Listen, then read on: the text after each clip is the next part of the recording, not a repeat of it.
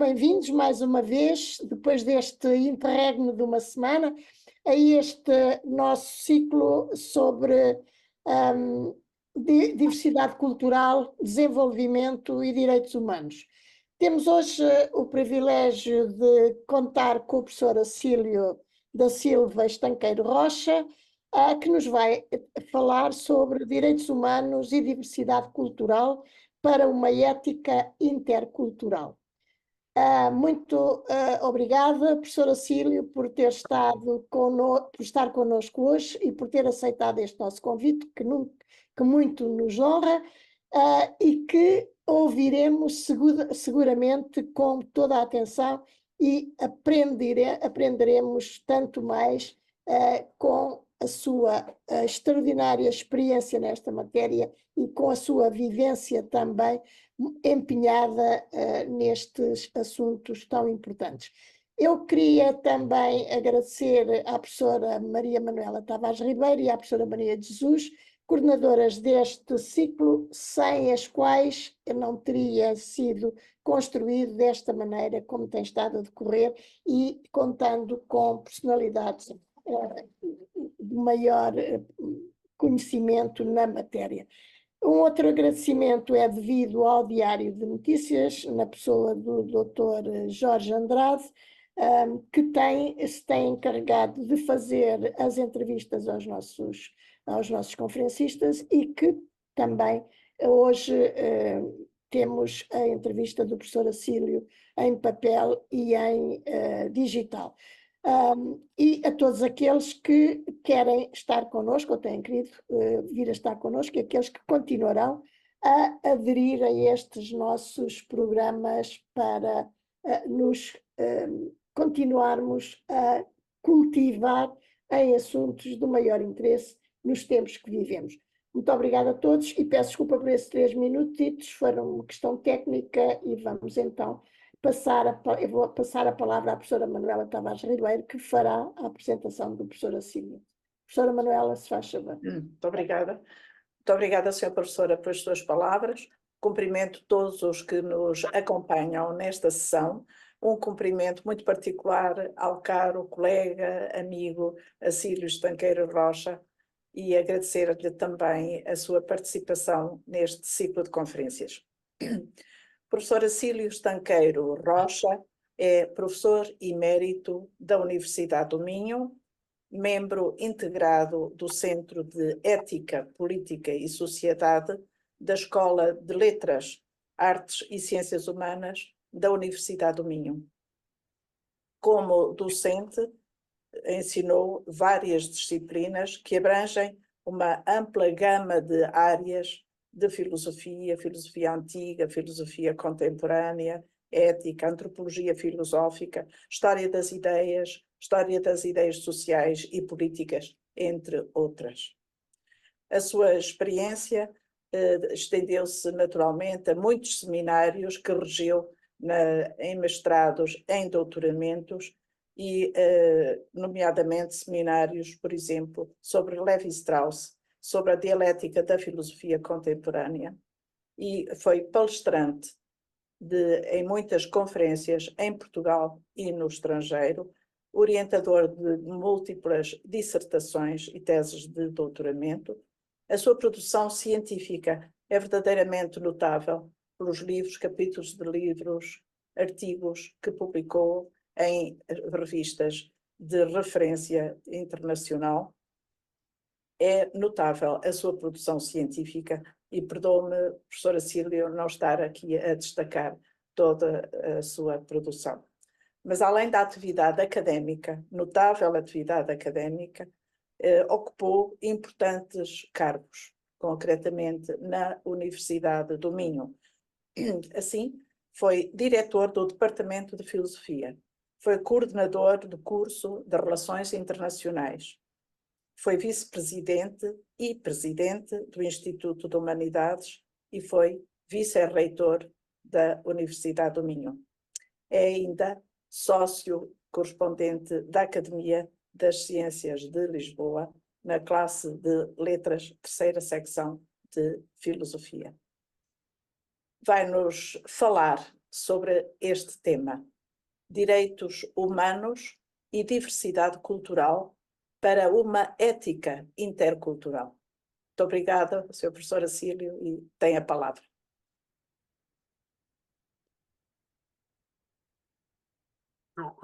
Eu queria pôr o PowerPoint, creio que vou aqui.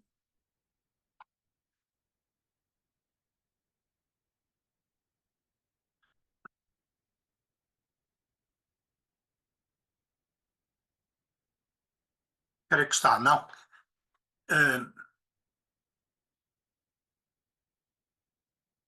Estão-me a ouvir? Sim, sim. Sim, professor. Pronto, ok. Eu queria começar por agradecer à professora Salomé Paes por haver-me incluído neste ciclo, como coordenadora deste ciclo, também à colega Manuela Tavares Ribeiro por esta tão amável apresentação, que agradeço muito, à colega Maria Jesus Cabral, que são as 3 pessoas que coordenam este ciclo do Instituto de Altos Estudos, a colega Maria Jesus Cabral, que é da mesma universidade que eu, da mesma escola que eu, mas só somos departamentos diferentes. E pelos que estão presentes ao longe, afinal perto, mas que decidiram estar conosco numa tarde de amena canícula. Eu queria começar por dizer que foi no início do século, em 2002, que a Unesco aprovou a Declaração Universal sobre a Diversidade Cultural, e aí só quero destacar uma frase que está no meio do artigo 1º, porque eu tenho tempo limitado, e aí afirma-se, a certa altura, que a diversidade cultural é tão necessária para a humanidade como a biodiversidade para a natureza, reconhecendo-se que é uma herança comum da humanidade. Foi aprovado em 2 de novembro de 2001 e depois, nesta sequência, as Nações Unidas fixaram o dia 21 de maio como o Dia Mundial da Diversidade Cultural para o Diálogo e o Desenvolvimento. Bom, como sabemos, a multiculturalidade intensifica-se porque, por um lado, nós assistimos à acelerada globalização, como é costume dizer-se, mas ao declínio das ideologias, à erosão dos Estados-nações soberanos e homogéneos. Isto já não existe. E, por outro, emergem as identidades comunitárias, étnicas, culturais e religiosas, portanto, estamos num mundo multicultural, no reino da multiculturalidade. Mas multiculturalidade não é multiculturalismo. Certamente o multiculturalismo decorre da multiculturalidade, mas a sua emergência tem a ver com a tomada de consciência de que as sociedades são constituídas por uma enorme diversidade de grupos que têm as suas crenças, as suas normas, e aqui estamos os seus quadros mentais, e aqui já estamos no multiculturalismo. Como a professora Manuela Tavares disse, eu fui professor de Filosofia Antiga, foi a primeira disciplina que dei logo na década de 70. A minha área foi sempre mais a filosofia moderna e contemporânea, mas foi a primeira disciplina que dei, e depois várias vezes, quer no Porto, quer em Braga, portanto, vou começar por aí, porque desde essa altura que lido com textos marcantes da filosofia helénica, porque na filosofia antiga grande parte dos problemas estão lá. Eu vou a um texto, exatamente, que já nessa altura me arrepiou, que creio que é de Protágoras, é sem dúvida de um sofista. Os sofistas são os iluministas do século V a.C., mas discutiu-se depois, pode ser de Quifonte ou Hípias, que gizaram os prolegómenos do relativismo cultural e até na sua forma mais radical. Estou a falar dos duplos discursos, onde há abundância de referências a isso. Mas eu só vou ao segundo e ao terceiro exemplo. O segundo é mais forte. Os massagistas, isto é da obra de Ilse Krantz, sobre os fragmentos da filosofia antiga, que felizmente está traduzido em português, na imprensa nacional, com o título Sofistas, Testemunhos e Fragmentos. Os massagistas, depois de despedaçarem os progenitores, comem-nos. E eles consideram que não há túmulo mais belo do que ser sepultado no corpo dos próprios filhos. Mas na Grécia, se alguém fizesse isso, seria expulso da Grécia e morreria em ignomínia por cometer atos vergonhosos e terríveis. Os persas consideram decente que também os homens se adornem como as mulheres e que um homem tenha relações sexuais com a filha, com a mãe e com a irmã, mas os gregos consideram essas ações vergonhosas e contrárias às suas leis. Fico por aqui com a conclusão do autor. Penso que se alguém ordenasse a todos os homens que reunissem num único monte o que cada um considera vergonhoso e que, por sua vez, tomasse desse acervo o que cada um tem na conta decente, nem uma coisa seria deixada, mas todos levariam tudo, pois nem todos têm os mesmos pontos de vista. Bom, remonta longe no tempo, é o que eu quero dizer, este problema do multiculturalismo. Eu vou começar por um primeiro ponto de ética e multiculturalismo e um primeiro tópico, justiça e diversidade cultural. E uma primeira interrogação, individualidade frente à comunidade, porque, de facto, foi sobretudo do outro lado do Atlântico que o multiculturalismo suscitou o debate filosófico mais amplo e aprofundado. Foi com pensadores dos Estados Unidos, sobretudo do Canadá, onde este problema há muito se põe de um modo muito pregnante e muito forte, com a questão do Quebec, mas onde se põem realmente todos estes problemas dos direitos comunitários, enfim. Ora, mas há umas 3 ou 4 décadas, as relações entre princípios democráticos e reivindicações das minorias foram objeto de uma vasta contenda intelectual, tendo como protagonistas os liberais e os comunitaristas.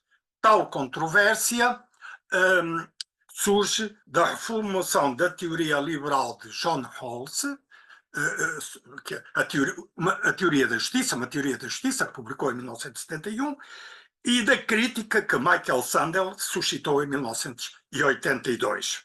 Ora, uma teoria da justiça, aí Rawls defende o indivíduo perante a comunidade, dá primazia aos direitos do indivíduo, que não podem sofrer quaisquer compromissos com outras referências. Ele justifica essa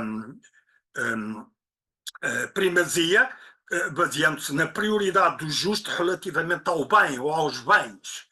Quer dizer, por relação com os fins. Para os comunitaristas, tal prioridade atribuída aos direitos individuais é exagerada. Rawls replica dizendo que a justiça, tal como a concebe, diz respeito à estrutura básica da sociedade, portanto, às instituições sociais, económicas e políticas fundamentais que há numa sociedade, portanto, que tem esse âmbito. Além disso, tal prioridade da justiça não exclui outras virtudes, porque os comunitaristas alegam que ele fica num âmbito abstrato e não, digamos, na ambiência cultural das comunidades, que tem também o aspecto psíquico e emocional dos comportamentos que é desconhecido. Esse texto, pus aí um fragmento em que Rawls diz exatamente uma teoria da justiça: não devemos, evidentemente, supor que na vida cotidiana as pessoas nunca fazem sacrifícios substanciais pelos outros, já que, movidas pelos laços de afeição e de sentimento, tal ocorre com frequência. Mas tais ações não são exigidas em nome da justiça pela estrutura básica da sociedade. Em suma, para os liberais, e neste caso para Rawls e outros, Dworkin e outros, o indivíduo é o titular legítimo dos direitos e o Estado deve ser neutro relativamente às diversas concepções comunitárias de vida boa. De vida realizada numa comunidade, o que quer dizer vida boa, é uma expressão aristotélica.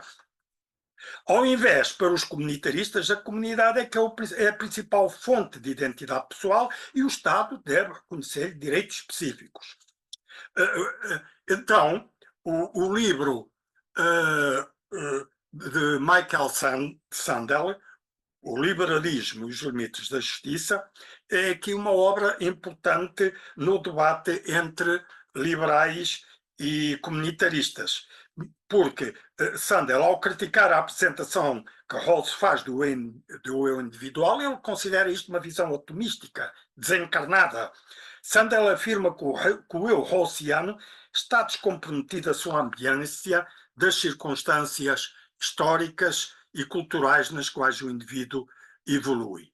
Segundo Sandel, a filosofia rawlsiana conduz a uma concepção do sujeito inadequada para a vida em comunidade, já que uma sociedade estruturada segundo os princípios da justiça seria muito menos neutra entre concepções concorrentes do bem do que poderia parecer à primeira vista.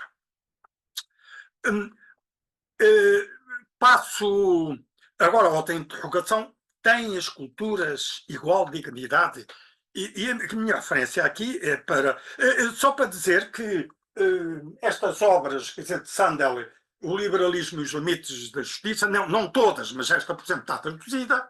Esta que eu estou agora a referir de Charles Taylor também está traduzida, Multiculturalismo. Não estava, talvez no século passado, ou pelo menos no final, mas Charles Taylor foi um dos pensadores comunitaristas mais influentes. É um filósofo canadiano e, de facto, para ele importa pressupor a igualdade dos valores culturais. E creio que está aí esse texto, não sei se se vê tudo, mas enfim, mas a outra exigência que estamos agora a examinar é que todos reconheçam o valor igual das diferentes culturas, que as deixemos não só sobreviver, mas reconheçamos também os seus méritos, que todas as culturas humanas que animaram sociedades inteiras durante períodos, por vezes consideráveis, têm algo de importante a dizer aos seres humanos. Vejamos aqui que é não só afirmar a igualdade das culturas, mas haver o reconhecimento disto. O reconhecimento é admitir isto mesmo na configuração política da sociedade. Isto é um conceito que vem de Hegel, da fonologia do espírito, o reconhecimento, aquela parte da dialética do senhor do escravo e da luta, e em que o senhor acaba por ter reconhecer o escravo e até, a certa altura, ficar dependente dele, o que não era antes. Portanto, o reconhecimento. Mas quais são os fundamentos desta presunção de igualdade do valor das culturas reivindicada por Taylor? Em parte, isto vem de uma indução. Tem aí o texto. Poder-se afirmar que é razoável supor que as culturas que forneceram um horizonte de significação para um grande número de seres humanos com caracteres e temperamentos tão diversos durante um longo período de tempo, que, por outras palavras, articularam o seu sentido de bem, do sagrado e do admirável, possuem, é quase certo, algo que merece a nossa admiração e respeito, mesmo que isso seja acompanhado de muitas outras coisas que abominamos e rejeitamos. Talvez o possamos exprimir de outro modo. Seria uma suprema arrogância afastar a priori esta possibilidade. Sem dúvida que há aqui uma influência do filósofo Herder, que admitiu já no século XVIII, XIX, depois de Kant, os valores das culturas, e há aqui esse influxo, porque já esta concepção herderiana vai no sentido de uma arraigada aderência à igualdade valorativa, enfim. Mas eu só queria aqui destacar dois pontos em Taylor, porque a luta do reconhecimento, de que ele tanto se esforçou por valorizar, referia-se num primeiro momento ao acesso a uma cidadania igual. Os grupos excluídos da cidadania ou discriminados no acesso aos direitos partilhados pelo grupo maioritário reivindicavam tal acesso. Isto aplicava-se a minorias nacionais e étnicas, mas a outras até identidades marginalizadas. Por exemplo, o caso das mulheres, como ele diz. A este primeiro momento de luta pelo reconhecimento, Taylor designou a política de igualdade. Mas esta fase, eu diria que é compaginável a nível interno dos Estados de acordo com os direitos humanos, não é? É reivindicar algo que a maioria tem para minorias e, portanto, os mesmos direitos. No entanto, este reconhecimento a todos de igual dignidade tornou-se insuficiente desde que os grupos nacionais, étnicos e outros passaram a reivindicar também o reconhecimento de diferenças, maiormente com a outorga de direitos comunitários, o que é já diferente. E, portanto, para além de serem reconhecidos como titulares dos mesmos direitos, os membros dos grupos culturais minoritários deveriam ter direitos diferenciados. Também não deixa, antes de Herder, deixem-me voltar à filosofia antiga, não deixa de haver aqui uma influência de Aristóteles, é como que um neo-aristotelismo, porque para Aristóteles, como sabemos, o homem, o ser humano, é um animal político, como ele diz na sua política, de onde corre que não pode afirmar-se na sua atividade intelectual e moral fora de uma comunidade. Aristóteles definiu a polis, não é, a comunidade política, como uma comunidade de tipo superior, pois os homens não se associaram, estou a ler palavras de Aristóteles, apenas para viver, mas sobretudo para a vida boa. Esta vida boa quer dizer uma vida digna, uma vida realizada na sociedade. Taylor, Sandel ou Walzer não devem ser percebidos propriamente como comunitaristas antiliberais, mas eles estão ligados de algum modo aos princípios do liberalismo que o criticam, tentando ultrapassar. Mas queria chamar aqui a atenção para uma espécie de debate, já no contexto helénico, entre a visão de Aristóteles e a de Platão, que é mais universal. Mas talvez adiante volte a isto, se o tempo deixar. Uma outra questão, entre o justo e o bem, que prevalência? Vou tentar aqui ser mais breve, porque determinamos o que é justo a partir do que é o bem. Eu, quando falo em bem, estou a falar dos bens culturais, daquele modo de realização das pessoas numa comunidade, dos valores culturais, no fundo. Ora, Rawls, fiel à tradição liberal, e ele é um neocontratualista, chega à conclusão que não são os bens utilitaristas que determinam o justo, mas que é o justo que determina os limites do que pode considerar-se como bem. Quer dizer, o justo é prioritário por relação ao bem. Por outras palavras, podem existir bens culturais na sociedade se compatibilizarem com o que é justo, com os princípios da justiça, tudo bem. Se incompatibilizarem, temos bens inadequados. No fundo é isto. Mas eu ainda aqui, bom, eu se calhar vou passar isto à frente. Eu tenho aí a citação desta obra de Taylor, mas ela já apareceu atrás, isto era em tempos que não havia tradução, ela está traduzida. As políticas do reconhecimento é desta obra que eu mostrei, Multiculturalismo, é uma edição, creio, das edições Piaget. Mas vou passar um pouco adiante, mas sobretudo voltar a relembrar isto. Uma teoria da justiça, segundo Rawls, não deve depender de factos contingentes, o que é justo, não matar, respeitar a integridade dos outros, no fundo, os direitos humanos, se quisermos. São 30 artigos, estamos a comemorar os 75 anos, mas não são muitos e eles ainda, se quisermos, podemos condensar perfeitamente em menos artigos. muitos deles são desenvolvimentos de outros artigos. Mas os comunitaristas dizem que isso não é possível nem desejável fazer inteiramente a abstração dos elementos históricos e culturais e tradicionais e portanto, fazê-lo é novamente cometer o erro de Platão.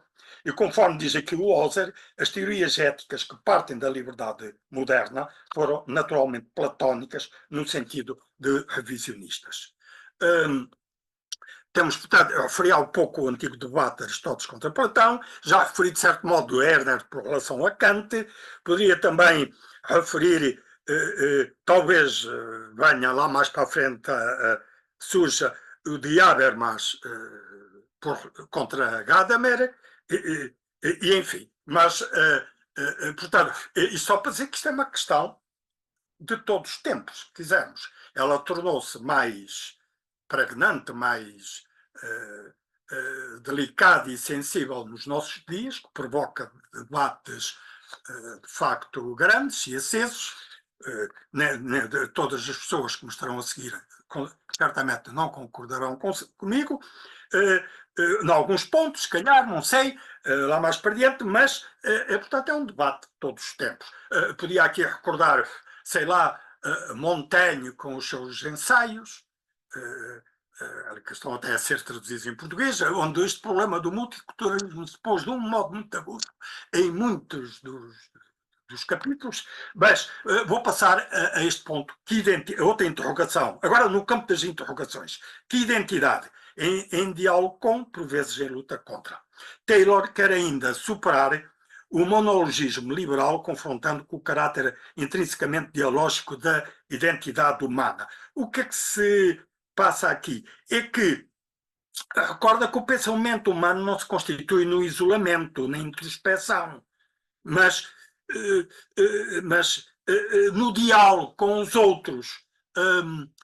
Vou ler um texto só. Esperamos, certamente, desenvolver as nossas próprias opiniões, concepções, posições em relação às coisas e num considerável grau através de uma reflexão solitária. Mas não é assim que as coisas funcionam com os problemas importantes, como a definição da nossa identidade.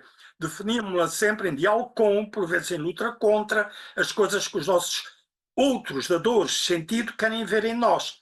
Mesmo depois de deixarmos para trás alguns desses outros, os nossos pais, por exemplo, e de eles desaparecerem das nossas vidas, a conversação com eles continua no interior de nós mesmos para o resto das nossas vidas. Aliás, um texto interessante, bonito, se quisermos. O diálogo, portanto, não é numa dimensão monológica, mas dialógica que a identidade se desenvolve. Ocorre-me aquilo que há dias uma pessoa amiga me dizia que porventura está com muitos esquecimentos e tal, e teve que consultar um neurologista e que depois aplicou testes e foi fazendo perguntas e com quem fala, ele dizia, falo com o meu marido, às vezes com o meu filho, já é preciso falar, dialogar com os outros, porque isto ajuda ao desenvolvimento cognitivo. Cá está, este aspecto que Taylor aqui tem razão. Além disso, a teoria liberal limita a intervenção do Estado. Bom, o liberalismo caracteriza-se, de facto, o Estado deve ser neutral relativamente a esses aspectos dos valores multiculturais. Está aí essa a principal crítica de Taylor. Se calhar aqui eu já não o acompanho, porque baseando-se numa concepção atomizante do sujeito, para ele o liberalismo é incapaz de apreender as necessidades coletivas e identitárias das comunidades. Outra questão tem que avançar, que a cidadania, uma cidadania multicultural. E aqui vou fazer referência a outro autor, o Wilhelm Lica, que este autor, ao contrário dos que eu já citei, o Hauser, Sandel, Taylor e eu, poderia citar outros, portanto aqui tenho uma seleção restrita, não é? Mas que creio que configura esta problemática bem, Kim Lica situa-se no terreno do liberalismo. Portanto, procura conciliar liberalismo e multiculturalismo, fazer aqui uma espécie de círculo quadrado, não sei, e, portanto, legitimar uma política de cidadania multicultural baseada na ética liberal. Com esse escopo, ele insere a sua argumentação no quadro de paradigma cultural dos direitos. E, enfim, tal como nas posições de inspiração comunitária, Kymlicka considera a pertença cultural como um bem fundamental, portanto, está no campo multicultural. Ele diz que a pertença cultural dos indivíduos num grupo é um bem fundamental, no sentido dos bens fundamentais ou dos direitos fundamentais de Rawls. Se os comunistas adotam uma grei da leitura holística, Kymlicka segue a lógica do individualismo democrático, se quisermos. Segundo Kymlicka, se os liberais dificilmente reconhecem a existência dos direitos coletivos, não é porque subestimem a importância da cultura na construção da identidade, mas é porque atribuem um estatuto ontológico diferente aos indivíduos e às comunidades. Está aí o texto dele. Durante muito tempo propus que os pensadores liberais deveriam sentir-se interessados pela questão da viabilidade das questões societais. Por um lado, estas contribuem para assegurar a autonomia das pessoas e, por outro, as gentes sentem-se profundamente ligadas à sua própria cultura. Portanto, o liberalismo deve ter também em devida conta a pertença cultural como um bem essencial. No fundo é isto. Kymlicka julga que um Estado liberal pode e deve mesmo, ao contrário de Rawls, de Orkin e outros, proteger as culturas minoritárias para mostrarem a sua argumentação faz em dois tempos. Primeiro, a diversidade cultural e a pertença a uma cultura são bens fundamentais, necessários à autonomia e à identidade pessoal. Não há propriamente uma identidade pessoal, senão vivendo numa comunidade. Até certo ponto, aqui está, não consigo questionar. E depois, a preservação da diversidade cultural e das pertenças culturais pode exigir que se garantam, atribuam direitos específicos a grupos culturais minoritários. Ora, os direitos multiculturais são aqueles direitos individuais ou coletivos cuja função é proteger o contexto da escolha dos cidadãos. No caso que aqui nos interessa, o das minorias sem base territorial, que é o que temos, sobretudo na Europa, bem, em Espanha, temos minorias com base territorial, não é? Regiões, não é? Mas o que aqui interessa não é tanto esse, mas para as minorias sem base territorial, Kymlicka preconiza aquilo que designa por direitos poliétnicos, por exemplo, entre outros, o direito ao contacto com a administração pública na língua materna, dos da minoria, língua dos da minoria, diferente da maioria, à educação bilingue, a um currículo que reconheça a contribuição cultural dos grupos imigrantes com o I, a assentos permanentes, se for caso disso, na Assembleia Legislativa ou instituições governamentais, ao gozo de feriados religiosos próprios, à isenção de códigos de indumentária obrigatória em instituições ou lugares públicos. Portanto, ele distingue, de facto, entre estas duas minorias, sem base territorial ou com base territorial. Sem base territorial é, sobretudo, o mundo das migrações, não é? Eu tinha aqui algumas coisas a acrescentar, mas não vou passar à frente, porque também para que quem está a moderar a sessão não tenha que me advertir muitas vezes. Mas eu queria dar ênfase a uma precisão conceptual que é importante aqui de Kymlicka, e eu vou ler esse texto, acho que está lá tudo. As proteções externas visam a garantir que as pessoas são capazes de manter o seu estilo de vida se assim o escolherem e não são impedidas de o fazer por decisões tomadas por pessoas exteriores à comunidade.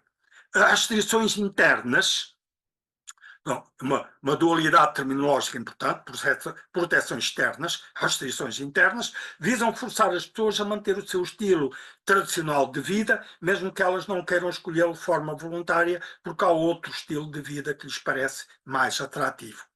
Portanto, vamos ver. Os direitos coletivos tornam-se aceitáveis do ponto de vista da ética liberal, que é que aceita, que parte, aliás, melhor, Kymlicka, somente se eles permitem a uma comunidade defender-se contra a hegemonia de uma cultura dominante. Portanto, isso está aí muito bem. Contudo, eles não podem ser invocados para suprimir as expressões dos dissidentes no interior da comunidade. Por exemplo, direitos que consagrassem a possibilidade da excisão feminina ou a possibilidade do casamento contra a vontade dos nobentes não seriam considerados direitos poliéticos legítimos, na medida em que configuram restrições internas e não proteções internas. Há uma preocupação bem patente em Quimlica em não sacrificar os princípios da autonomia, da liberdade individual, tão caros aos liberais, e conjugá-los com os valores comunitários. E acho que toca aqui num problema muito delicado, é que no fundo estes grupos, se estamos perante visões comunitaristas muito radicais e extremas, eu pergunto onde é que está a liberdade das pessoas questionarem as crenças, as tradições que já vêm de longo tempo. Quimlica, quanto a mim, tem aqui uma resposta com a qual compartilho. Mas temos outra interrogação. Que representação? As 5 faces da opressão, que está entre aspas, porque alude aqui a uma professora da Universidade de Chicago, Iris Marion Young, que alarga o critério de identificação dos grupos com a necessidade do seu reconhecimento ao defender que, além das minorias nacionais e culturais, existem também grupos transversais, as mulheres, os velhos, os trabalhadores, os deficientes, os grupos que se definem em termos de opções sexuais, que frequentemente são vítimas de alguma forma de opressão. Opressão é aqui a chave para Young. E, portanto, como tem aí o texto, para ela a opressão é ter mais apropriado que injustiça social, que é a expressão mais comumente usada entre nós. O texto diz, ela, o apelo por justiça está sempre situado em práticas sociais e políticas completas que precedem e excedem o filósofo. O esforço tradicional por transcender a finitude em direção a uma teoria universal abarca apenas construções finitas que escapam da aparência da contingência, normalmente ao tomarem o dado como necessário. A opressão, portanto, verifica-se muitas vezes de modo sutil, sofrida por vários grupos no cotidiano, a Iris, esta autora, na sua crítica às teorias liberais, considera que o principal problema da justiça não é o distributivo, a riqueza, o acesso aos bens, aos serviços, mas a opressão e da dominação que está institucionalizada. A autora está muito influenciada por correntes do pós-estruturalismo, que é uma expressão que eu não gosto, porque depois do estruturalismo, pós-estruturalismo é tudo. Prefiro dizer neoestruturalismo. Estou a falar de um Jacques Derrida, de um Michel Foucault, de uma Julia Kristeva, outros, ou do pós-modernismo, por exemplo, Jean-François Lyotard, afirmando que a opressão e a dominação devem ser os problemas urgentes a analisar numa nova conceptualização da justiça. Portanto, a autora demarca-se do conceito de justiça, de pendor universalista, típico da modernidade e das suas ideias de imparcialidade e do bem comum. Neste enfoque, o ideal de imparcialidade é criticado porque oculta um imperialismo cultural. No fundo, ela, no segundo capítulo do seu livro, o livro chama-se Justiça e as Políticas da Diferença, de 1990, o segundo capítulo chama-se Cinco Faces da Opressão. Ela percorre essas 5 faces: a exploração, a marginalização, a perda de poder, o imperialismo cultural e a violência.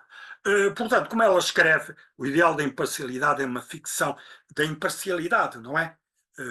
Que é um conceito forte no liberalismo. É uma ficção idealista. É impossível adaptar um ponto de vista moral não situado. E se um ponto de vista está situado, então não pode ser universal. Não pode distanciar-se e entender todos os pontos de vista. É impossível raciocinar acerca de questões de moral substantiva sem entender a sua substância, a qual pressupõe sempre algum contexto social, etc. Portanto, segundo Iris Marion, esta opressão é gerada pelo princípio liberal do universalismo abstrato, que trata todos os indivíduos da mesma forma, E, portanto, vai neste sentido a sua crítica, e eu vou avançar. Vou passar no segundo capítulo, depois de passar por estas interrogações, fazer este itinerário entre várias óticas multiculturalistas, entre universalismo e relativismo, e logo neste ponto as gentes sentem-se profundamente ligadas à sua própria cultura. Um dos problemas que se tem levantado em relação às perspectivas como a de Kymlicka e de outros comunitaristas, como Taylor, é de uma ideia talvez de cultura redutora. Ora, esta é central nos argumentos multiculturalistas, mas por vezes pode ser um dos seus pontos mais fracos. Conforme Kymlicka afirmou, e já citámos durante muito tempo, que os pensadores liberais deveriam sentir-se interessados pela questão da habilidade das culturas societais, porque as gentes sentem-se profundamente ligadas à própria cultura. Mas, se Kymlicka considera que a pertença de indivíduos a uma cultura específica é um bem social primário, no sentido Rawls, não é? Até acessível a todos em condições de igualdade, isso se calhar pressupõe que o indivíduo teria laços primordiais com a sua cultura e não com as outras. Ele está, no fundo, a pensar numa visão fragmentária de cultura, concebe a sociedade como um mosaico de culturas paralelas umas com as outras, o que não compagina com a miscigenação cultural cada vez mais patente na sociedade odierna, com culturas caldeadas entre si. A própria cosmovisão dos sujeitos é hoje cada vez mais plural pelo influxo de experiências individuais em múltiplos contextos, seja de leituras, seja de viagens, da imigração, de conversações. Eu não me esqueço aqui nunca esta experiência extraordinária na União Europeia, que foram os Erasmus. Eu lidei muito com isto, sobretudo na última década do século XX, quando tratei destes programas para estudantes, que já foram milhões, e isto era só 1,5%, se não me engano, não sei bem como é agora, do orçamento europeu, mas que permitiu que a muitos jovens terem experiências europeias, aprender línguas. Hoje o mundo dos jovens não é de uma língua, às vezes nem duas línguas, são porventura às vezes trilíngues, mas o programa Erasmus deu uma pertença europeia, colhendo o que é para eles relevante, várias culturas, sem ficarem presos a uma cultura, e portanto foi neste aspecto uma experiência sintomática e que vale a pena, espero eu, que seja aprofundada. Para os jovens, a Europa, para estes jovens que fizeram esta experiência, muitas vezes casaram portanto, um é de um país, outro de outro, da União Europeia. A Europa é já uma nação. Para eles é um pouco esta experiência. Vimos como os jovens ingleses não percebiam nada, quer dizer, quando estavam contra a experiência, a questão do Brexit para eles já não fazia sentido. Mas vamos à frente, a cultura não é o problema, a cultura não é a solução. Eu estou-me aqui a referir a um autor, Brian Barry, que tem a Cultura e Igualdade. Brian Barry, na senda de Rawls, considera que outorga direitos multiculturais a grupos específicos ou membros individuais desses grupos em nome da cultura, precisamente com o objetivo de acomodar os conflitos religiosos e outros, é contrário ao modelo unitário de cidadania. Ele diz que esta experiência já temos, já o próprio liberalismo invoca no século XVIII, o liberalismo apareceu como uma resposta a conflitos multiculturalistas da sociedade europeia do século XVI e XVII, na altura entre os católicos e os protestantes, as guerras da religião. Toda a gente sabe a tragédia que foi a noite de São Bartolomeu, não é? Essa tragédia que está na memória das pessoas. O que era isso? A mortandade que houve, e de facto houve filósofos que traçaram princípios para superar isto. Estou-me a lembrar de John Locke, o filósofo inglês, que, além do Tratado do Governo Civil, onde de facto tem os prolegómenos do que é uma democracia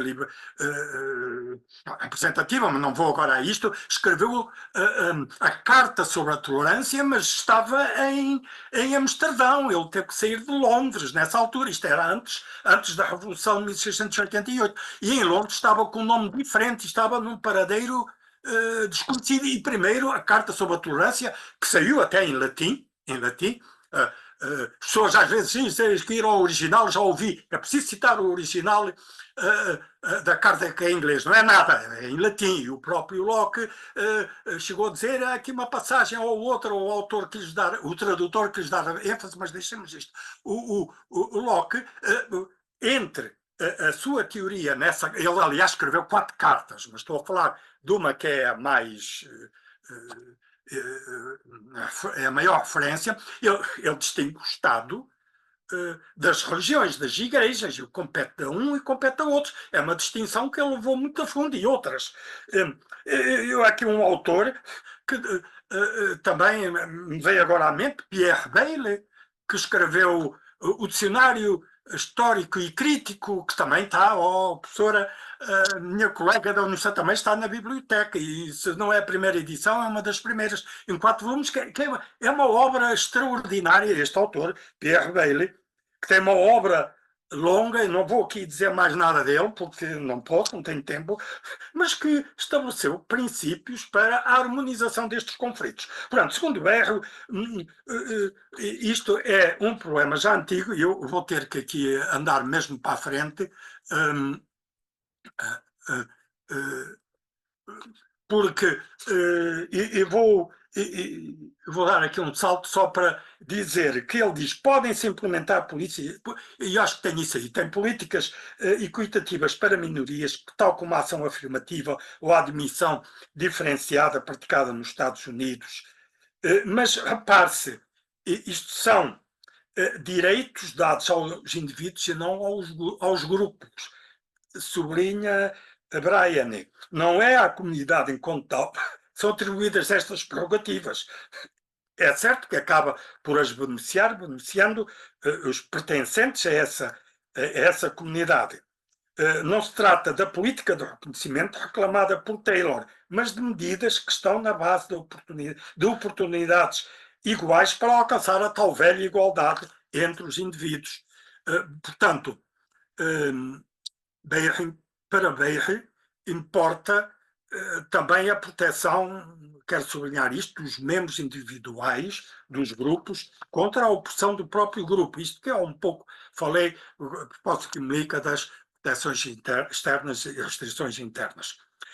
E Beire pode retruquir, e fê-lo a Young, dizendo que é equivocado atribuir à referência cultural o constitutivo desses grupos: negros, mulheres, idosos, homossexuais, minorias étnicas e nacionais.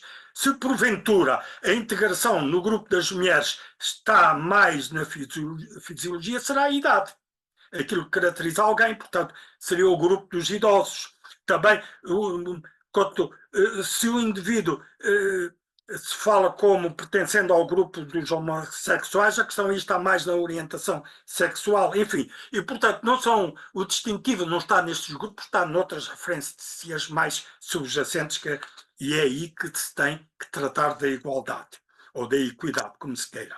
Bom, para isso, para Berry, não é a cultura não é o problema, a cultura não é a solução, e no fundo, quando ele fala nas abordagens de regras e isenções que as minorias pedem, isto, segundo o meu colega João Rosas, que é atual presidente da minha escola, ele, num estudo sobre este autor, fala que isto configura um teste de cidadania nos termos seguintes: será que o direito X, reivindicado em nome da diferença cultural, vai contra interesses fundamentais dos cidadãos de um Estado democrático?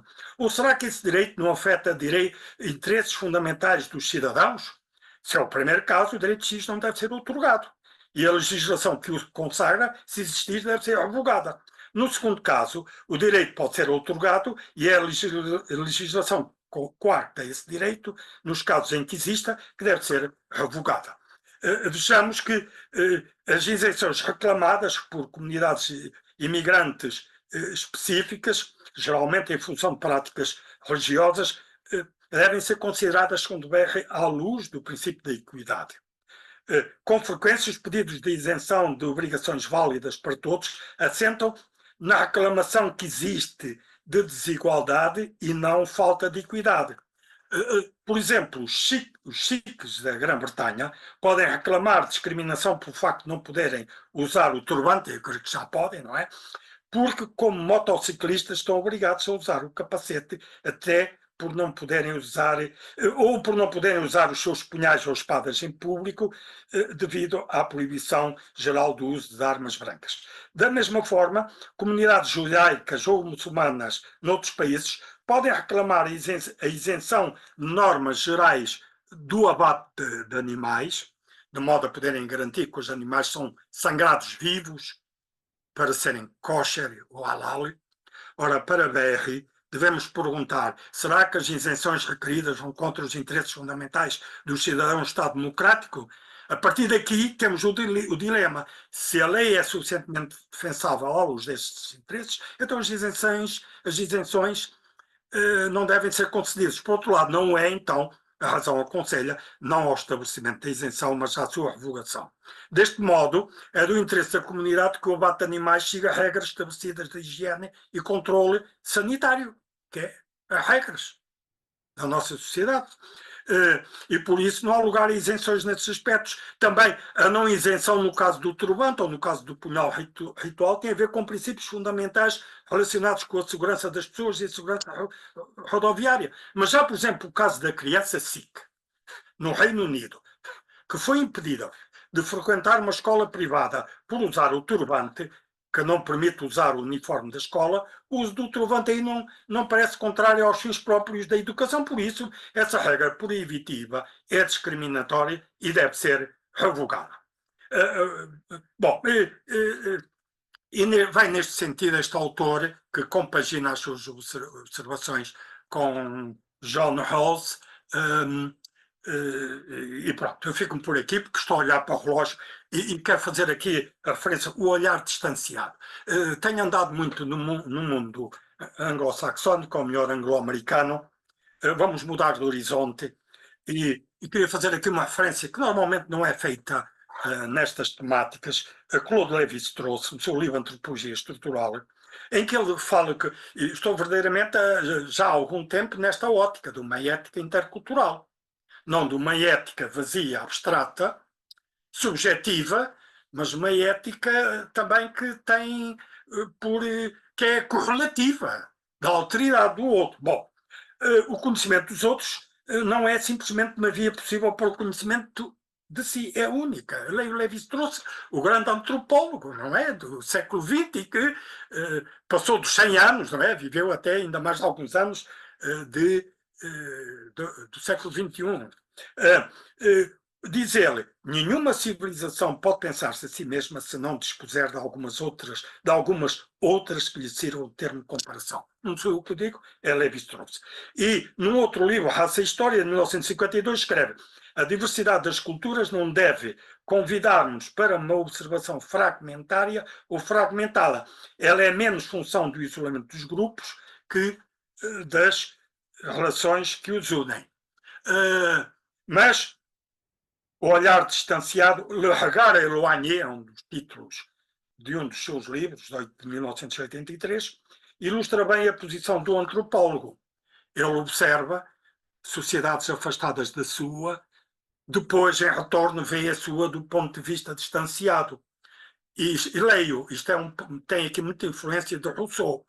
Quando se quer estudar os homens, é preciso olhar perto de si. Mas para estudar o homem, é preciso aprender e dirigir para longe o olhar. Para descobrir as propriedades, é preciso primeiramente observar as diferenças. Que, aliás, isto foi o seu programa do estruturalismo.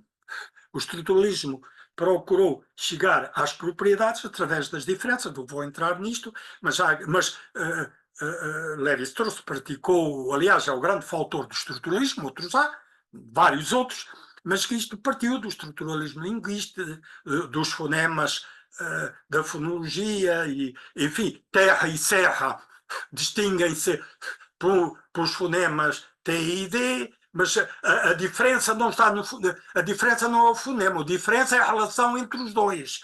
E daqui, mas eu não vou mais entrar nisto, mas esta passagem reflete um pouco isto. E não é a separação das culturas, eu acho que aqui demos salto. Não, isto não é a separação das culturas ou o seu isolamento constitui uma sociedade multicultural, é a sua comunicação. A tolerância está bem, é esse texto. Esse texto ainda de Lévi-Strauss, da Antropologia Estrutural 2, em que diz: a tolerância não é uma posição contemplativa que dispense as indulgências ao que foi ou ao que é. É uma atitude dinâmica. Isto é interessante. Este aspecto consiste em prever, em compreender e em promover o que quer ser. A diversidade das culturas humanas está atrás de nós, à nossa volta e diante de nós. A única exigência que podemos fazer valer a seu respeito, criadora para cada indivíduo dos deveres correspondentes, é que ela se realiza sob formas em que cada um seja uma contribuição para a maior generosidade das outras. Mas, sem qualquer dúvida, poderíamos ir mais longe e propor uma tese que poderia até, para os extremistas neste aspecto, ser mesmo um desafio. Há em cada cultura particular, isto está muito em Lévi-Strauss, na sua obra Mitologique, são 4 grossos volumes, todos mitos, desde a América do Sul, Brasil especialmente, onde ele esteve vários anos, até a América do Norte, procura analisá-los, não descrevendo-os ou fazendo, ou por linguagem metafórica, é por esta análise de diferenças. Mas eu não vou alongar mais aqui, só o que queria dizer é que há em cada cultura particular, quando os seus conteúdos não são absolutizados, elementos universais. Isto é, elementos que fazem aparecer para aqueles que o estudam algo que não é somente étnico, mas que fala da existência humana em geral. E, portanto, as culturas, nesse aspecto, são em parte universalizáveis nesses aspectos. Por exemplo, quem poderia afirmar que as quadras de Omar Khayyam não falam ao homem sensível do Ocidente, como o Spleen, poema de Baudelaire, ou ainda que a arte da guerra de Sun Tzu não diz aos europeus nada profundo sobre a psicologia da conflitualidade, já lá está muito. Mas para ser outro autor, Alan Turing, este texto dele, O Direito à Diferença, segundo escreve, isolado de qualquer reflexão sobre a comunicação intercultural, conduz a um relativismo cultural carregado de conflitos insolúveis. O pluralismo cultural repousa não na diferença, mas nos diálogos de cultura que reconhecem, para além das suas diferenças, cada uma contribui para a experiência humana e cada cultura é um esforço de universalização numa experiência particular. Deixa-me só eu tenho aqui um texto. Pois, tenho aqui este texto também que é de Habermas, porque Habermas, mas eu não posso já estar. Habermas, ao contrário de Rawls, eles estão em comunhão em muitas coisas. Aliás, Habermas diz: o nosso debate é um debate em família. Mas o que tem de característico Habermas é que ele exige que o processo seja mais dinâmico e que haja debate e discursos públicos e que as partes interessadas entrem em diálogo e em discussão para um consenso, se quiser.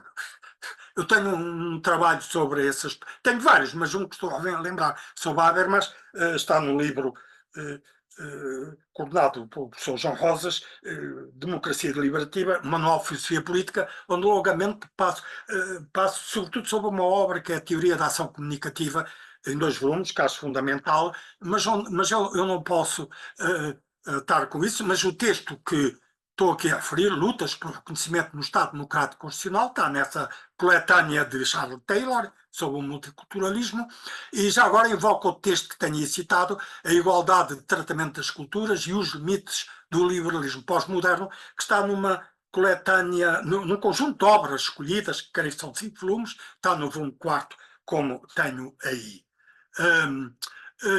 para não me ficar somente por... eu queria fazer aqui uma referência que é fundamental para mim, que no pressuposto disto tudo, eu tenho que dizer isto, estão as necessidades humanas básicas, algo que, onde se fundamenta esta ética procedimental da reciprocidade habermasiana. E quando eu estou a falar nisto, das necessidades humanas básicas, estou a falar do antropólogo Ernst Gellner. Eu vou aqui anterior, tenho isto ali no fundo, no cimo, Ernst Gellner, Cultura, Identidade e Políticas, onde o autor caracteriza uma sociedade moderna requer requisitos como alfabetização, mobilidade social e igualdade formal, não obstante uma desigualdade fluida. E se não houver isto, pelo mínimo, numa comunidade, seja ela mais ou menos comunitária, não temos que falar mais nada. Se não há estes aspectos, ela é injusta à partida. Bom, isto é um pressuposto das necessidades humanas básicas que tomo como base do meu raciocínio. Mas, como eu estava mais à frente, vou agora a um texto agora do hindu, de Raymond Panikar. Não é um texto da minha escrita, ou sim, é mais literário e de outra lógica, mas é um texto diferente, mas também convém ver, tem a sua especificidade. Mas é um hindu a falar. Os direitos humanos são uma janela através da qual uma cultura determinada concebe uma ordem humana justa para os seus indivíduos, mas os que vivem naquela cultura não veem a janela. Para isso precisam da ajuda de outra cultura, por sua vez, vê através de outra janela. A passagem humana vista através de uma janela é simultaneamente semelhante e diferente da que se vê de outra. Sendo assim, deveríamos estilhaçar as janelas e transformar os diversos portais numa única abertura, que é o comunitarismo mais arraigado, por vezes parece querer estilhaçar-me com o consequente risco do colapso estrutural, ou deveríamos antes alargar tanto quanto possível as vistas e, sobretudo, tornar as pessoas cientes de que existe e deve existir uma pluralidade de janelas? Juntar-se a esta última evolução é optar por um são pluralismo. O que é fora disto começa a ser fundamentalismo. E a luta contra o fundamentalismo, eu só conheço uma, é fundamentar. É ter que fundamentar. E ao ter que fundamentar, temos que dar razões. Enfim, é isso. Eu estou já na hora, devo estar numa hora de falar, mas eu só queria um minuto, que não vai ser muito mais que isso, para terminar com uma última referência que normalmente se dá à dignidade humana. E é Kant, já agora, uma maneira de evocar o tricentenário do nascimento de Immanuel Kant, que comemorou em 22 de abril, porque, como princípio da dignidade humana, recorde-se a exigência enunciada por ele na segunda forma do imperativo categórico. Hás de tal maneira que trates a humanidade, tanto na tua pessoa como na pessoa de qualquer outro, sempre também como um fim e nunca unicamente como um meio. Culturas que não aceitem isto, não sei, já não pode haver aquele diálogo, aquela atividade dialógica preconizada tanto por Habermas, não é? Portanto, isto no fundo diz que não devemos tratar a ninguém a título exclusivamente instrumental. Nesta perspectiva, estabelece que todo o ser racional, como fim em si mesmo, possui um valor não relativo, mas intrínseco, isto é, dignidade. Kant é taxativo neste ponto, quando afirma que o fim que o homem não é um desses fins particulares que propomos realizar com as nossas ações e que, no fim, dão imperativos, se quisermos, hipotéticos, não por exemplo, o bem-estar ou a felicidade. São para Kant fins particulares, fins unicamente relativos, são expressões dele. Para o filósofo Königsberg, isto não pode levar a leis morais, mas no máximo servir de fundamento a tais imperativos hipotéticos, que são os que dita a prudência. Como ele escreve, se queremos conservar a nossa saúde em bom estado, teremos que seguir este ou aqueles preceitos médicos. Ora, o único fim especificamente moral, o fim pendente, com que contamos, isto é, o ser humano revestido de valor absoluto, não requererá menos que um imperativo categórico. E eu vou concluir com a leitura deste extrato.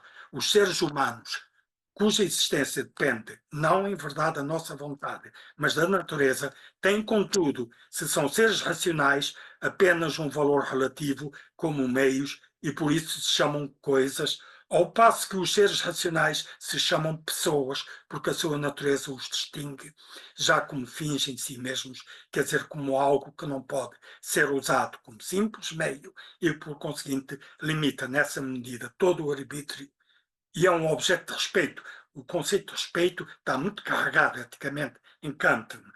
E noutra passagem, mesmo aí, estou a falar da fundamentação das metafísicas dos costumes, um texto de 1785, ele continua esta ideia. Aquilo que constitui a condição, só graças à qual qualquer coisa pode ser um fim em si mesma, não tem somente um valor relativo, isto é, um preço, mas um valor intrínseco, isto é, a dignidade. E esta não tem preço, não é? Muito obrigado pela vossa paciência.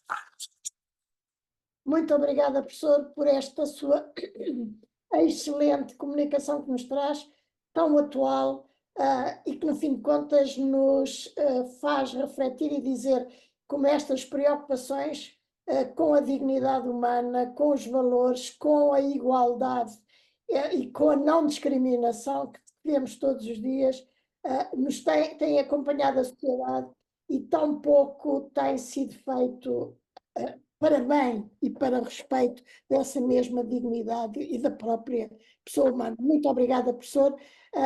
Eu penso que haverá seguramente várias pessoas a querer intervir, mas passaria desde já a palavra à professora Maria de Jesus e à professora Maria Manuela, que certamente quererão dizer qualquer coisa sobre esta excelente conferência que o professor nos trouxe agora mesmo.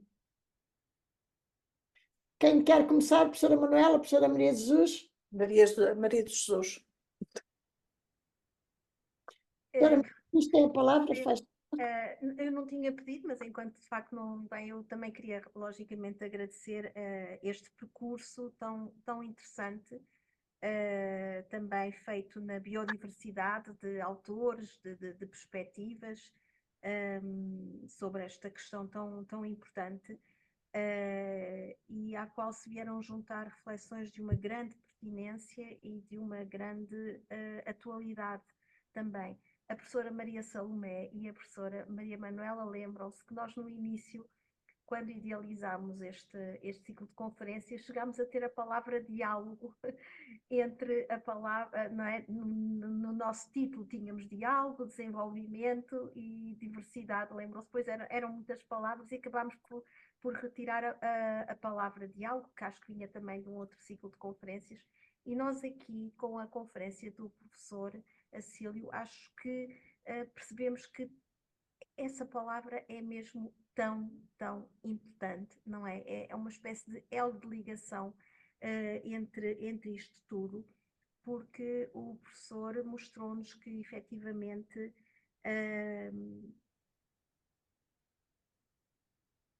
há muito isolamento. E isto é quase um paradoxo que nós observamos, não é? Nos dias de hoje, porque fala-se muito, por exemplo, em redes sociais, mas as redes têm muito pouco de social, porque acabam por isolar mais as pessoas do que criar justamente esses laços e essa interação. Fala-se muito justamente de redes, mas elas são mais polarizadoras do que outra coisa. E eu acho que aqui na conferência do professor, e talvez o professor Acílio, quando já tiverem arrumado os papéis, queira talvez... Não, estava-me o sol a dar, tive que fechar a cortina. Sim. Desculpe, não, foi isso. não tem mal, falou muito. Portanto, eu gostaria de voltar a uma parte muito interessante que me fez refletir, que eu acho que nos permite fazer a distinção entre comunidade, não é? De um ponto de vista ético, que é aquilo que faz com que efetivamente nós vivemos com e para os outros, não é?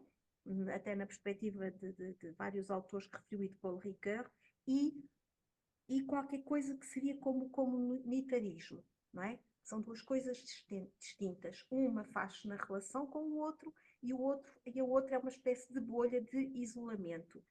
E portanto,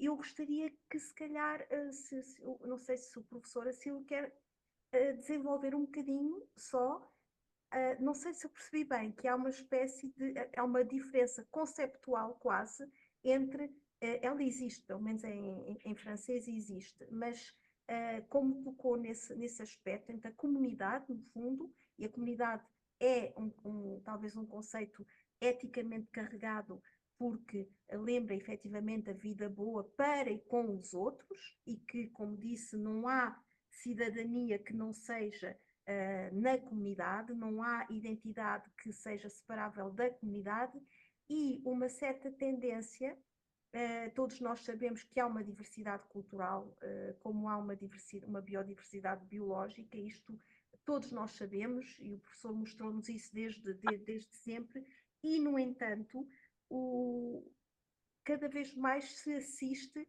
a esse fechamento, a esse isolamento, a essa espécie de comunitarismo que faz com que nós assistamos a acontecimentos que, enfim, não é preciso, recentes, com lives de xenofobismo, etc. Portanto, como é que essas duas tendências se verificam e como é que nós podemos fortalecer essa diversidade numa era marcada como a nossa por essa polarização, que é quase um paradoxo, não é? Porque todos falamos de redes, todos falamos de sociais e, na realidade, as coisas não funcionam exatamente assim.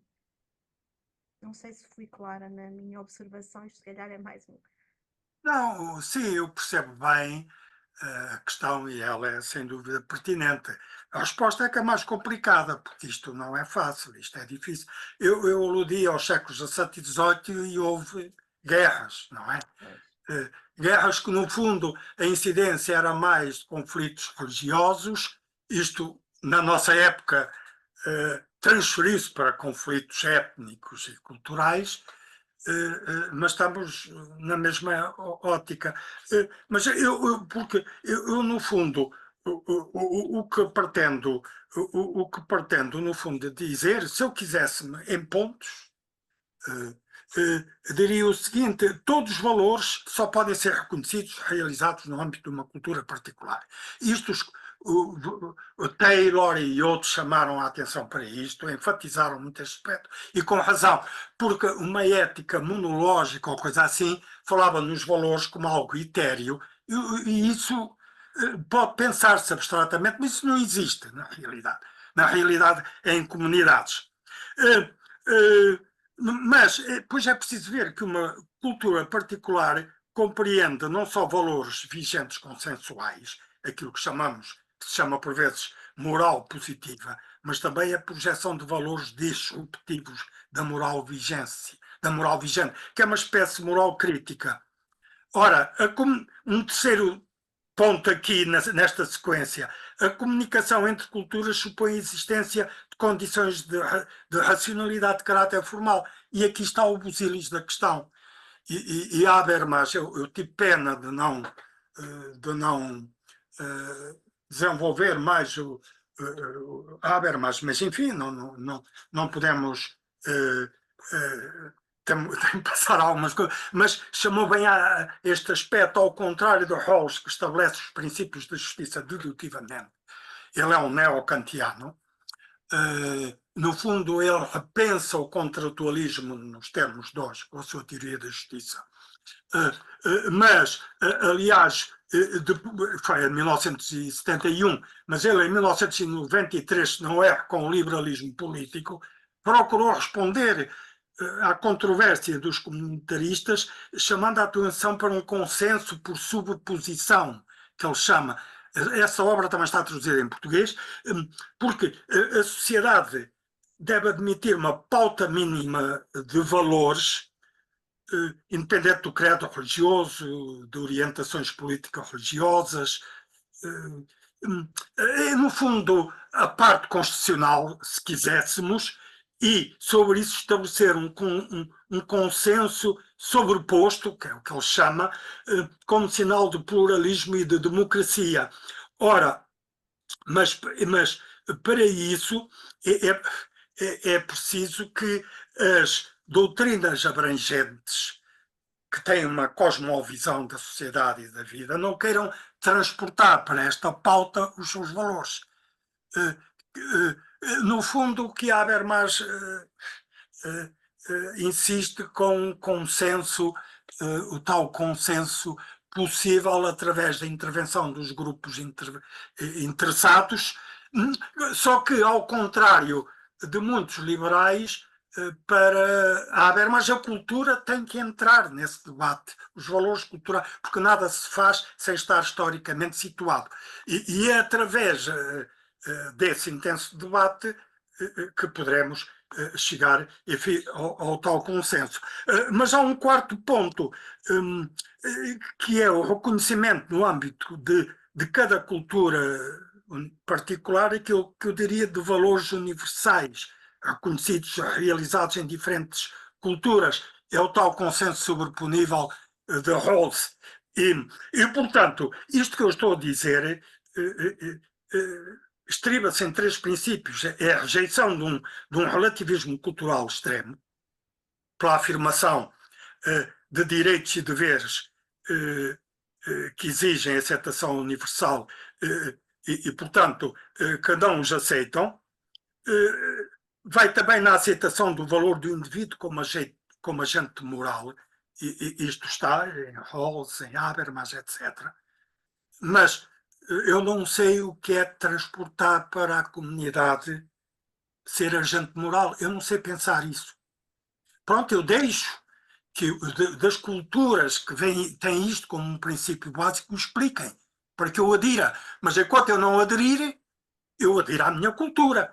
E porque neste debate eu não posso exigir que outras culturas se despojem da sua, como eu não poderei despojar da minha. Mas, se isto for feito com verdade, com sinceridade e segundo regras da lógica, como Habermas preconiza, baseando-se aí no rigor dos argumentos, ele aceita o que Robert Alexis estabeleceu para a argumentação, tudo bem, mas se isto não for admitido, já não dá para chegarmos a grande coisa. Porque,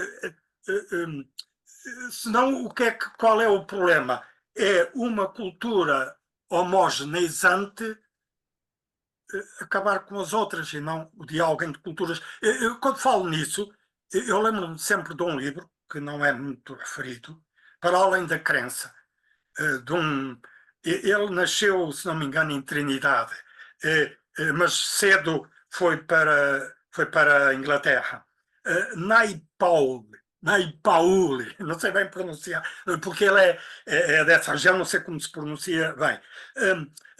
Foi um livro que eu li antes da pandemia e, portanto, em viagens de comboio, não nos nossos comboios que tremem e a gente fica, mas em comboios internacionais, a gente vai sentadinho, quietinho, ou até nos aeroportos, lê-se muito bem. São umas 600 páginas, é um livro grande, para além da crença. Mas o que é que tem? Ao contrário, por exemplo, estou-me a lembrar de outro livro, agora de um francês, do escritor Michel Houellebecq, por exemplo, Submissão. Mas aí é uma ficção em que ele analisa e critica o multiculturalismo francês. É ficção, mas a partir de elementos da realidade da sociedade francesa. Vale a pena ler. Só que o livro de Para Além da Crença não é ficção, é puramente descritivo. Naipauli foi, em 1995, percorreu a Indonésia, o Irão, o Paquistão e a Malásia, fez imensas entrevistas, falou com pessoas e grupos com os quais tinha falado aí 40 anos antes, aí nos anos 70, 70 e tal, quando esses povos indígenas tinham outros valores e as mulheres tinham um lugar importante na sociedade e tinham as suas vestes diferentes, os seus costumes diferentes. E aí ele constatou. Eu devo dizer que este livro, para mim, foi uma espécie de despertei de um som dogmático, como Kant dizia dos livros de David Hume. Acordou-me, porque como em 40 anos estas nações que eu invoquei mudaram completamente nos valores culturais, dos seus valores diferenciados, passaram a ser homogeneizados. Eu não fui eu que escrevi, leiam, que vale a pena, e lê-se bem. E, aliás, devo dizer, Paulo teve o Prémio Nobel da Literatura. E com certeza não mentiu, foi verdade. Portanto, é este aspecto que é um problema complicado do nosso tempo.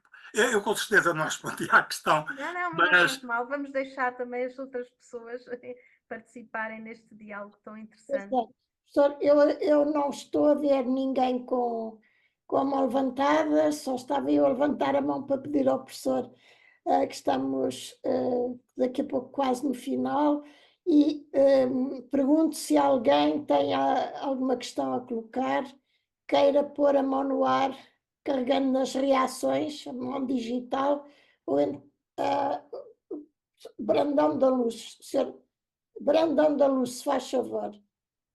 Faz favor. Gonçalo,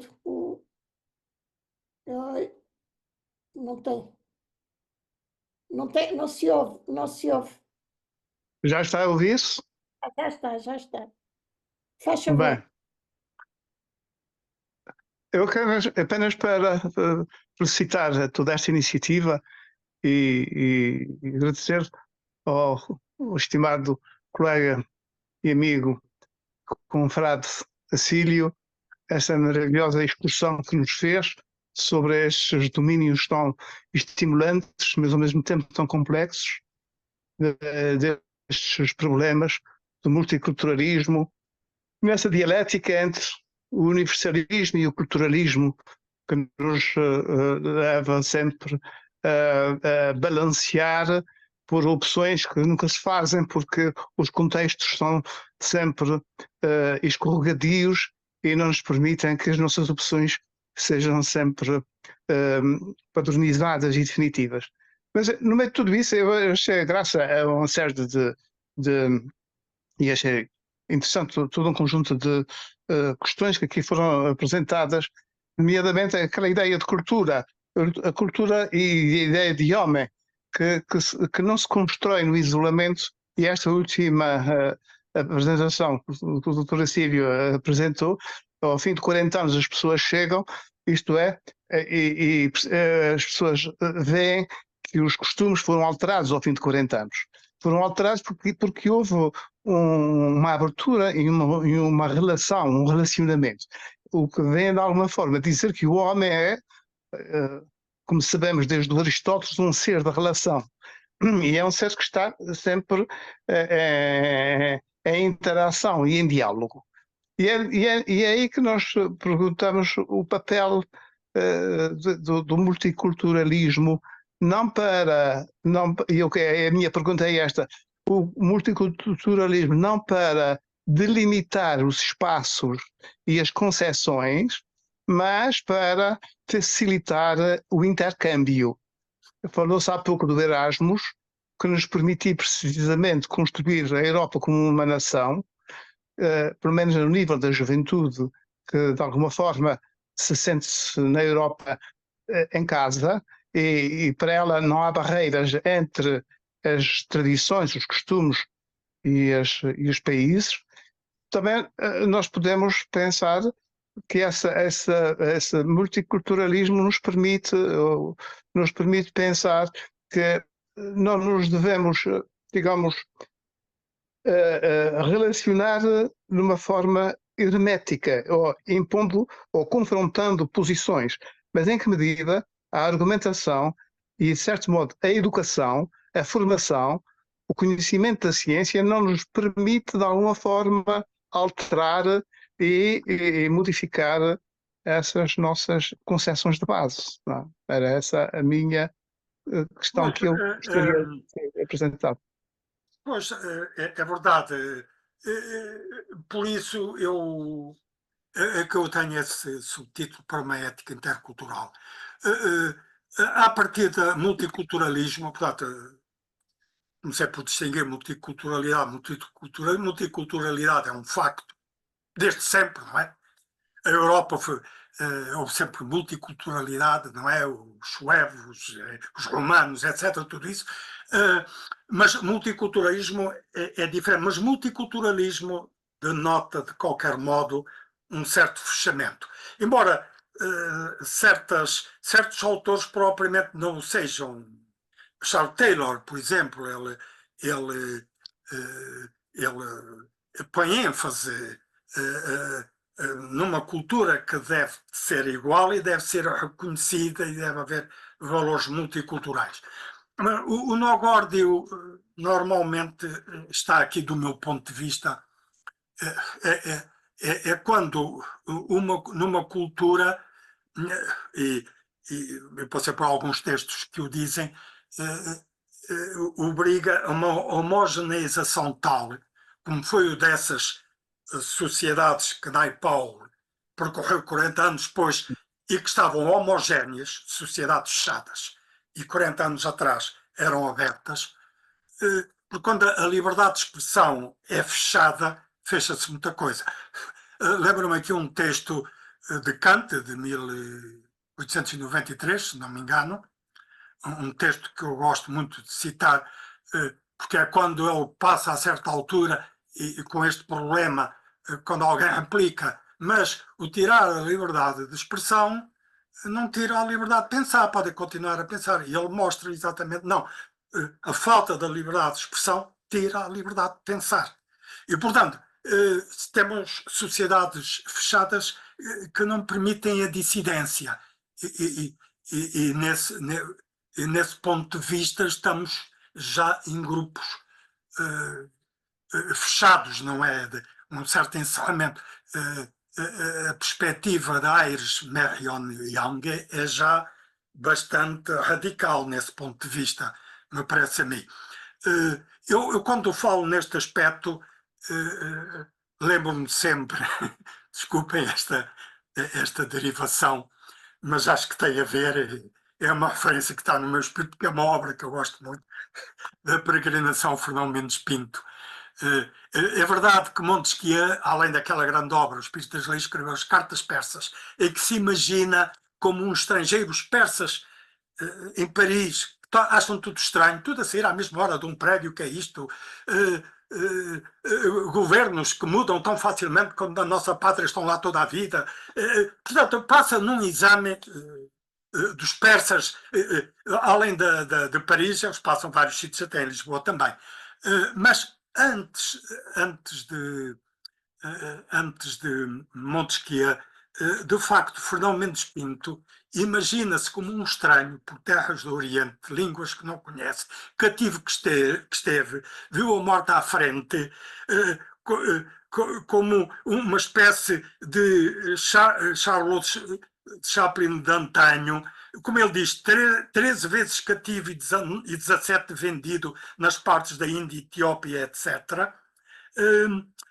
Eu falo sempre criticando as leis e analisando as leis iníquas, mas também encontra outras que diz, esta valia a pena nós assumirmos.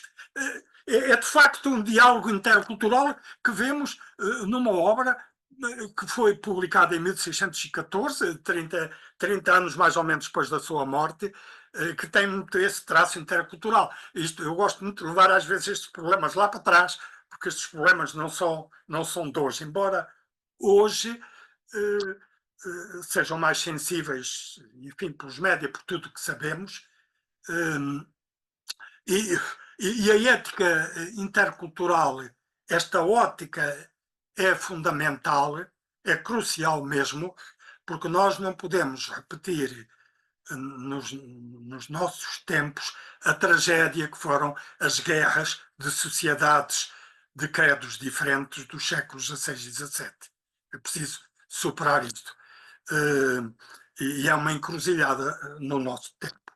Nesse aspecto, aquele propósito de Kim Lee é interessante, de conjugar os ideais do liberalismo como no multiculturalismo, e tem aspectos, para mim, que são perfeitamente defensáveis e que prefiro.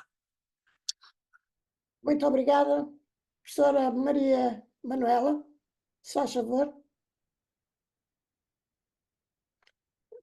Falta o microfone. Estamos sobre a hora para encerrar, mas quero felicitar o professor Acílio pela excelente comunicação e pelo facto de ter estimulado aqui tantas reflexões de temas tão oportunos nos dias de hoje. E só finalizava com esta afirmação. Eu penso que nenhuma cultura poderá vangloriar-se de um acesso direto à universalidade. E há que evitar, todavia, uma universalização por uniformização, e é preferível, sem dúvida, uma universalização dialética e que seja de índole cultural. Eu quero dizer, professor Acílio, e quero citar um texto seu de há uns anos, a que eu tenho recorrido frequentemente, e que se intitula Direitos Humanos e Multiculturalismo, publicado numa coletânea organizada por si, Justiça e Direitos Humanos, e que foi publicada pela Universidade do Minho. Muito obrigada e as minhas vivas felicitações. Muito obrigado eu, e agradeço toda a atenção e participação. Muito obrigado. Ora, não havendo mais nenhum pedido de palavra, eu agradeço mais uma vez ao professor Acílio esta magnífica comunicação que nos trouxe e que é uma reflexão importante nos tempos que estamos a viver. Diria que terminamos este ciclo de conferências na próxima terça-feira, ao contrário de quarta, na próxima terça-feira, com a conferência da professora Daniela Nascimento, que nos vai falar sobre Entre a Teoria e a Prática, desafios contemporâneos à concretização dos direitos humanos. Espero que estejam connosco também nesta próxima conferência, que contribuirá mais uma vez para o rigor do conhecimento e a atualidade do conhecimento que os nossos conferencistas nos têm vindo a premiar, e dizendo que, apesar de ser curto o tempo e o número de conferências, foram todas elas de uma força enorme que nos faz, como dizia há pouco e repito mais uma vez, refletir sobre estes grandes problemas que se nos colocam hoje em dia, sobre as desigualdades, sobre tudo aquilo em que estamos a viver, e que tão oportunamente nos tem sido transmitido o saber rigoroso sobre estas matérias. Agradeço também a todos os que quiseram estar connosco e espero que também possam, na próxima terça-feira, porque o hábito é a quarta, mas desta vez teve que ser na terça, para terminarmos mais uma vez em beleza este ciclo e com vontade de o prolongar noutra oportunidade. Muito obrigada, professor, mais uma vez. Boa tarde. Obrigado. Que a conferência